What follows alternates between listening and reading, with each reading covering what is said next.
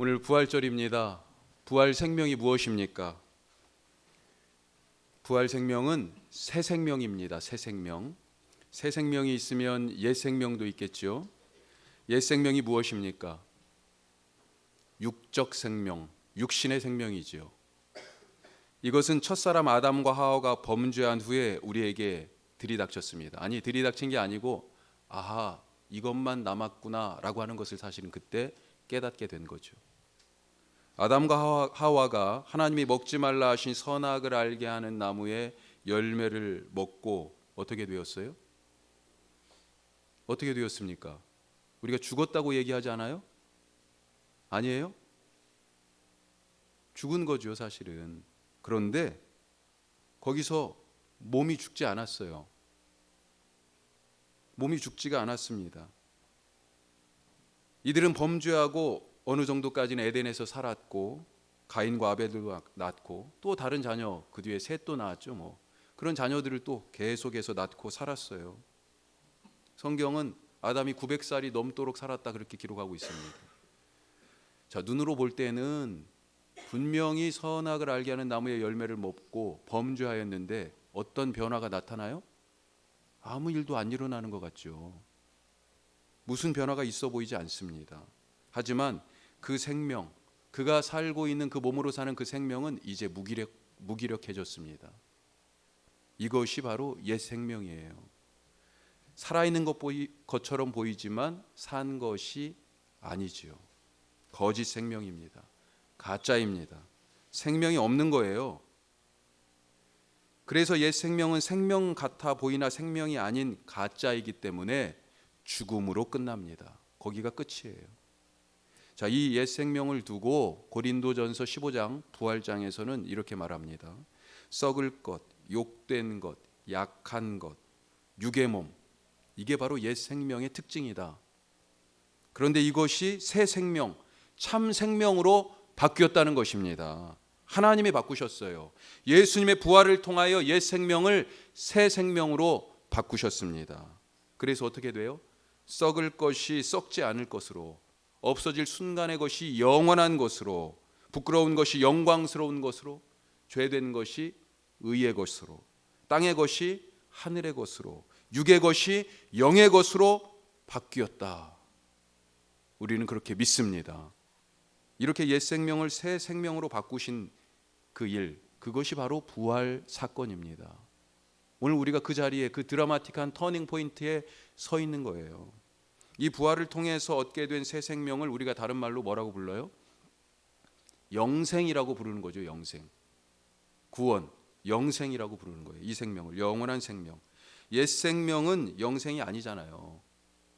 사실 잘 생각해 보시면 이 옛 생명은요, 이 몸의 생명과 소위 말하는 영의 생명이라고 그렇게 굳이 구분해야 된다고 그러면, 근데 이렇게 구분하면 잘못하면 착각을 사실은 해서 이 둘은 사실은 그렇게 구분되거나 분리될 수 있는 건 아니거든요.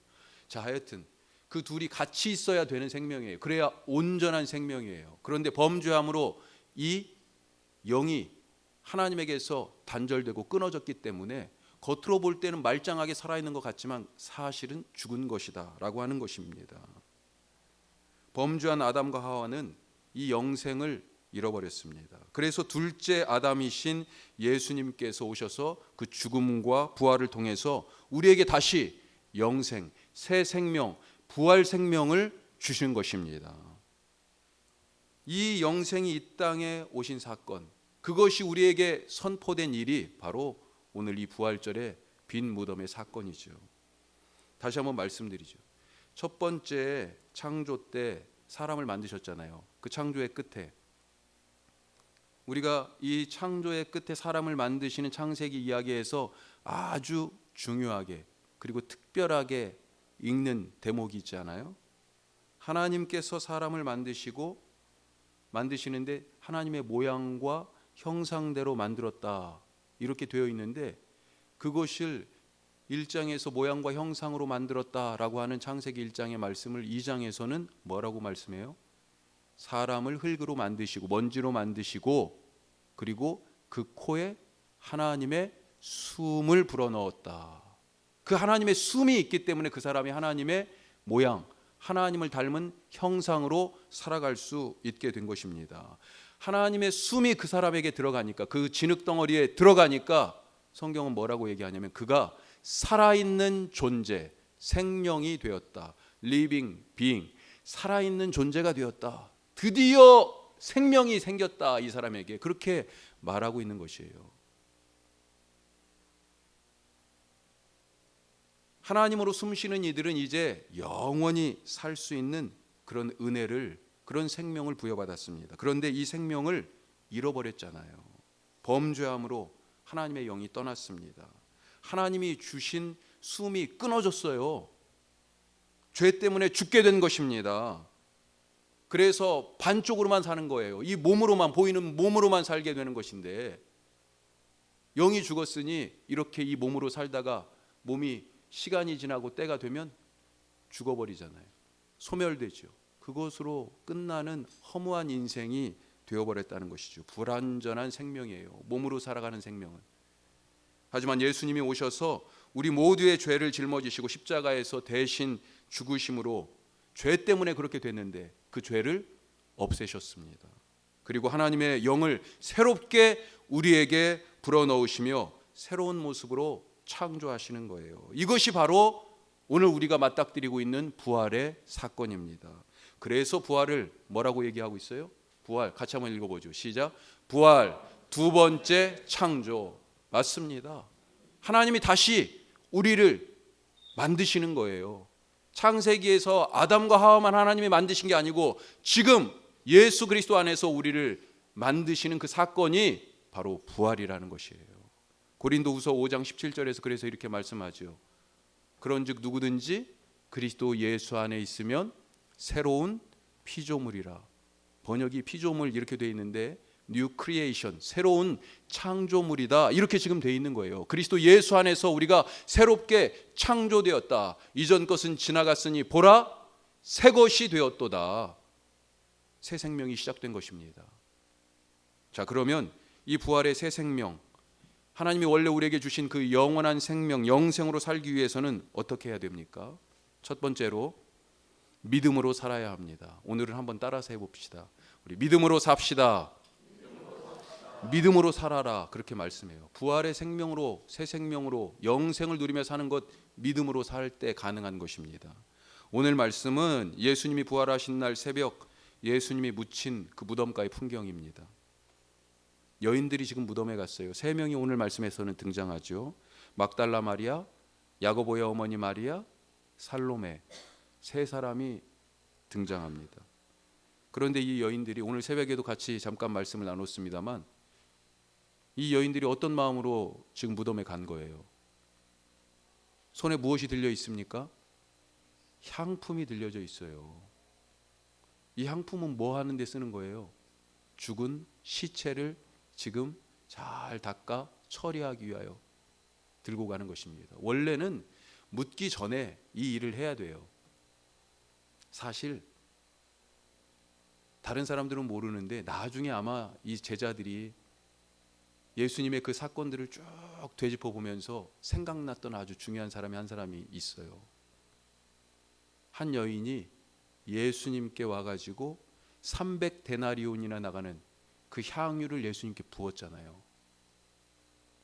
그때 예수님이 뭐라고 그랬어요? 제자들 중에 특히 유다 같은 사람은 깜짝 놀랐잖아요. 이런 낭비가 어디 있어? 이렇게 엄청나게 귀하고 값비싼 것을 가난한 사람들을 위하여 주었으면 훨씬 좋았을 텐데, 그 사람을, 그 향유를 깨서 예수님께 부은 그 여인을 아주 탓하고 나무랬습니다. 무안을 줬죠. 그때 예수님이 뭐라고 그랬어요? 예수님이 가난한 사람들을 위하지 않아서가 아니에요. 이 여인이 지금 한 일이 무엇인가를 보았어요. 다른 사람들은 예수님의 죽음에 대하여서 오히려 믿지 않고 오히려 예루살렘에 올라가면 우리가 왕으로, 예수님이 왕이 될 텐데 우리가 한 자리 차지할 거다, 이런 마음에 부풀어 있을 때 이 여인은 예수님이 내가 예루살렘에 가서 고난받고 죽을 것이다 라고 하는 이 말씀을 마음에 두었던 거죠. 그래서 향유를 미리 깨뜨린 거예요. 그것은 바로 나의 장례를 준비하는 것이다. 주님이 아셔서 그렇게 말씀하셨죠. 하여튼 그 여인 중에 하나일 수도 있겠지만 이 여인들이 예수님이 원래 돌아가셨으면 시체에다가 그렇게 잘 처리를 해서 천으로 감싸서 그렇게 그 무덤 굴에 넣어야 되는데 그러지 못하고 향품 처리를 못하고 그냥 싸서 지금 굴에 놨단 말이죠. 인간적으로 미안한 마음이었을까요? 그래도 이 정도 도리는 다 해야 예수님 곁에 따라다니던 사람인데 우리가 그러면서 지금 이 안식일이 지난 첫 번째 날 동이 트기 전에 향품을 들고 예수님 묻힌 무덤에 가고 있었다는 것입니다. 뭐라고 지금 얘기하고 있었습니까? 가면서 누가 무덤문에서 무덤문을 꽉 막고 있는 그 큰 돌을 누가 굴려줄까? 우리는 안 되는데 걱정하면서 가고 있었어요. 부활을 전혀 기대하고 있지 않았습니다. 그런데 거기서 이 여인들이 뜻밖의 상황을 접하지요. 무덤을 막고 있던 엄청나게 그 큰 돌이 누가 굴려놨는지 굴려져 있어요. 무덤문이 열려져 있습니다. 예수님의 시체는 없고 달려가 보니 웬 청년이 있었다. 다른 복음서는 천사라고 말하고 있는데 마가복음은 청년이라고 표현하고 있어요. 천사는 예수님의 부활의 소식을 전합니다. 갈릴리에서 만나자 하신 예수님의 말씀도 전합니다. 놀라움과 두려움의 이 여인들이 얼른 가서 제자들에게 이 일을 전하지요. 그런데 제자들의 반응이 어떻습니까? 11절 한번 보십시오. 오늘 8절까지 말씀을 읽었는데 그 뒤로 조금 더 내려가셔서 11절에 이렇게 돼 있어요. 그들은 예수께서 살아나셨다는 것과 마리아에게 보이셨다는 것을 같이 읽습니다. 듣고도 믿지 아니하니라. 아멘. 듣고도 믿지를 않아요. 맞아, 그때 예수님이 말씀하셨지. 퍼뜩 생각난 게 아니에요. 예수님이 십자가에서 죽으실 것뿐만 아니라 3일 후에 내가 살아나리라 말씀하신 거 맞아, 그때 그렇게 말씀하셨지. 전혀 생각이 안 되는 것입니다. 듣고도 믿지 않았어요. 우리는 부활이 없어서 죽는 것이 아니라 부활을 믿지 못해서 죽는 것입니다. 은혜가 없어서 복을 받지 못하는 것이 아니라 그래서 불행한 것이 아니라 이미 주신 은혜를 믿음으로 받아들이지 않아서 불행한 것입니다.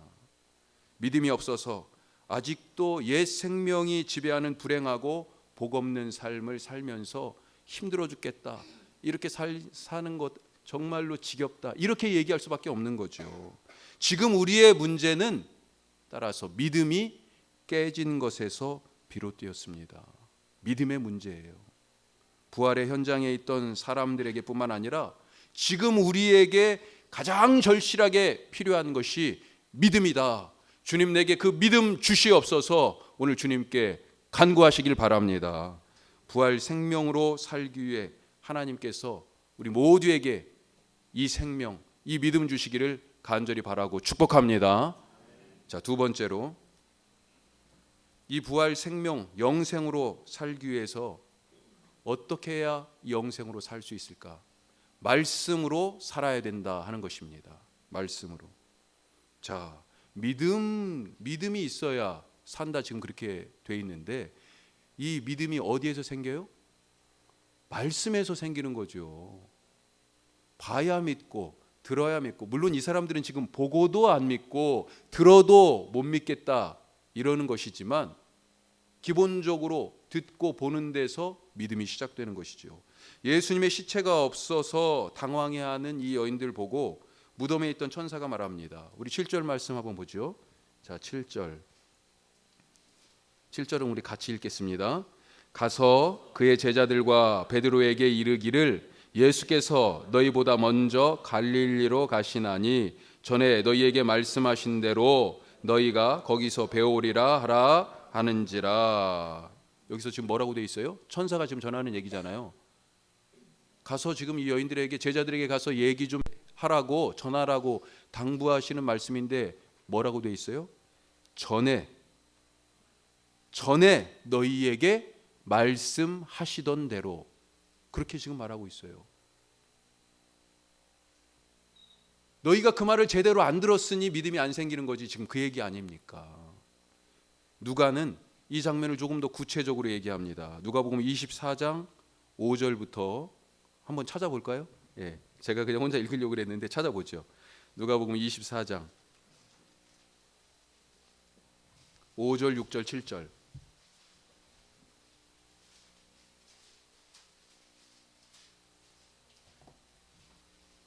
자, 5절, 6절, 7절. 제가 5절이죠. 여자들이 누가복음 24장입니다. 여자들이 두려워 얼굴을 땅에 대니 두 사람이 이르되, 같이 읽습니다. 어찌하여 살아있는 자를 죽은 자 가운데서 찾느냐? 여기 계시지 않고 살아나셨느니라. 갈릴리에 계실 때 너희에게 어떻게 말씀하였는지를 기억하라.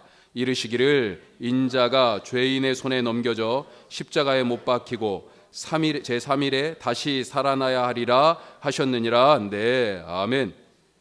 왜 지금 여기에서 다시 살아나신 자를 죽은 자 가운데서 찾냐고 천사가 막 얘기하면서요, 뭐라고 얘기합니까? 그때 갈릴리에 계실 때 너희에게 말씀하신 것을 기억하라. 지금 그러잖아요.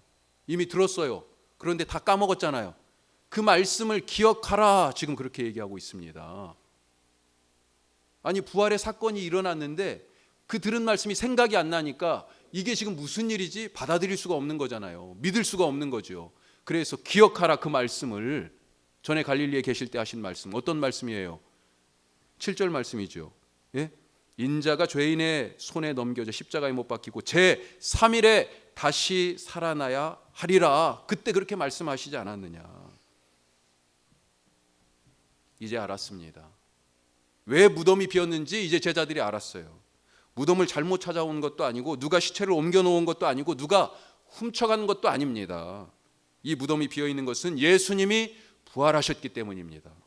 그동안 잊었던 그 말씀을 하나님의 사자가 깨우쳐주고 있어요. 이제 생각납니다. 맞아, 그때 예수님이 그때 그렇게 말씀하셨었지. 살아나리라. 죽음과 더불어서 다시 사실 것을 말씀하셨지. 자, 이 여인들이 말씀을 들었습니까? 못 들었습니까? 말씀을 듣고도 몰랐는데 기억나게 하시고 이제 이 빈 무덤에서 믿음의 자리로 이끄십니다. 먼저는 하여튼 말씀을 들어야 합니다. 말씀을 들으시기 바랍니다. 특별히 오늘 세례받고 입교하는 우리 분들, 우리 남기정 성도님은 세례를 받는데 벌써 성경을 한 번 다 읽으셨어요. 우리 그동안 교회 다니면서 신앙생활 하면서 우리 성경 한 번 다 읽은 분 계세요? 우리 반성해야 됩니다. 예? 먼저 읽으신 분들, 먼저 믿으신 분들 반성해야 돼요. 성경의 말씀을 잘 듣고 읽고. 우리 최소한 마가복음 읽자 그렇게 다짐했었거든요. 제가 확인을 안 해봤습니다. 혹시 양심에 찔릴까 봐. 예. 그런데 지금부터라도 읽으셔야 돼요. 예수를 믿는데 성경을 안 읽고 어떻게 예수 믿는다고 얘기할 수 있어요? 예수를 믿는데 예수님의 말씀이 무엇인지도 모르면서 예수를 믿는다고 어떻게 얘기해요? 뭘 믿냐고 물어보면 뭘 믿는다고 얘기해야 되는데 들은 게 있어야죠. 읽은 게 있어야죠. 마음속에 남아있는 게 있어야죠. 먼저 말씀을 잘 들으시기 바랍니다. 들어야 믿음이 생깁니다.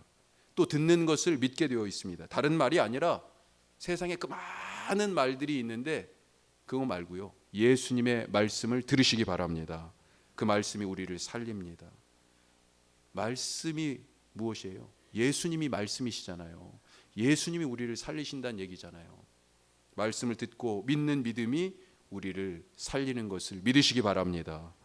자, 오늘 우리가 세례를 받고 입교하는 자리에 같이 서 있는데요, 요한은 이 부활의 새 생명을 어떻게 얘기합니까? 새 생명 얻었다. 이것을 요한이, 예수님의 제자 요한이 요한복음에서 뭐라고 얘기해요? 다시 태어났다 이렇게 얘기합니다. 우리가 흔히 많이 쓰는 말로 거듭남이라고 얘기하죠. 거듭남. 부활의 새 생명은요, 거듭남의 생명입니다. 다시 태어나는 거예요. 이 거듭남의 생명, 이 다시 태어나는 은혜가 어떻게 얻어집니까? 어떻게 거듭난다고 돼 있어요? 요한복음 3장에 보면 물과 성령으로 거듭난다 그렇게 돼 있습니다. 다시 처음의 말씀으로 지금 돌아오는 거예요. 사람이 처음 만들어질 때 하나님이 진흙으로 만든 이 사람을 살아있는 존재가 되기 위하여서 어떻게 하셨다고요? 하나님의 숨, 그 하나님의 숨이 뭐냐? 성령이에요. 바로 구약의 이 숨으로 번역된 단어가 계속해서 성령으로 우리에게 번역돼서 하나님의 영을 얘기하는 겁니다. 하나님의 숨을 그 사람에게 성령을 불어넣으셔서 처음에 아담과 하와도 생명, 살아있는 존재가 되게 하셨는데 이제 예수님 안에서 우리가 물과 성령으로 다시 태어나는 거예요. 그 성령이 우리 가운데 불어넣어지는 것입니다. 십자가의 죽음과 부활의 사건, 그래서 이것이 두 번째 창조인 거예요. 오늘은 나의 옛사람이 죽고 하나님의 생명으로 다시 태어나는 내 영적 생일, 특별히 오늘 우리 네 사람은 바로 오늘 며칠 날이요? 2019년 4월 21일. 뭐 이거 목사님이 또 이렇게 얘기하니까 구원파 같아요. 그러지 말고요. 오늘이 그런 의미에서 특별히 내가 주님 안에서 새로 태어나는 것을 확증한 날이구나 기억할 수 있기를 바랍니다. 늘 세례받고 오늘 세례받고 입교하는 사람들의 진짜 생일, 바로 그것이 오늘이에요. 자, 이제 성령으로 다시 태어나는, 다시 사는 부활의 새 생명을 가졌으니까 어찌해야 됩니까? 부활의 생명이 거듭남 생명, 이렇게 지금 말씀드렸잖아요. 태어난 아기가 그냥 저절로 커요? 어떻게 클 수 있습니까? 우리 수연이, 수빈이 어떻게 커요? 엄마가 잘 돌보고 또 무엇보다도 잘 먹여야 되죠. 우유 잘 먹어야 되고, 이제는 우유 먹을 나이는 이제 지났으니까 밥 잘 먹어야 크는 것 아니겠습니까? 예전에 몸으로만 살 때는 어때요? 밥심으로 살았죠. 밥만 많이 먹으면 돼요. 그런데 이제는 영으로 살고 하나님의 성령이 불어넣어진 성령으로 다시 태어난 그런 사람이기 때문에 무엇으로 살아요? 말씀으로 살아야지. 그래서 예수님도 마귀의 시험을 당할 때 처음 대답을 그렇게 하셨잖아요. 사람이 밥심으로만 사는 게 아니라, 떡으로만 사는 게 아니라 하나님의 입에서 나오는 모든 말씀, 이제 영으로 사는 사람이 되었으니, 영으로 태어났으니 영으로 주님 안에서 자라야 되니 하나님의 말씀을 먹어야 산다, 그렇게 말씀하셨죠. 말씀을 먹는다는 것, 말씀을 믿는다는 것입니다. 또한 말씀을 지키며 산다는 거예요.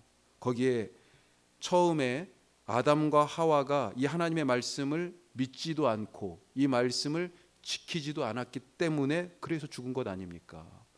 이제 이 말씀을 믿고 이 말씀을 지키며 살아가시기를 주님의 이름으로 축복합니다. 오늘 세례를 받고 입교하는 분들뿐만 아니라 우리 모두가 이 부활절에 부활의 생명으로 살기를 간절히 바랍니다. 그 생명으로 살기를 원하면 다시 말씀드리지만 영의 양식인 말씀을 믿고 그 말씀을 지키고 순종하여 살아서 우리에게 주신 이 부활의 새 생명, 거듭나게 하신 이 은혜가 우리의 삶에서 더욱 풍성하게 나타나시기를 주님의 이름으로 축복합니다. 기도드리겠습니다.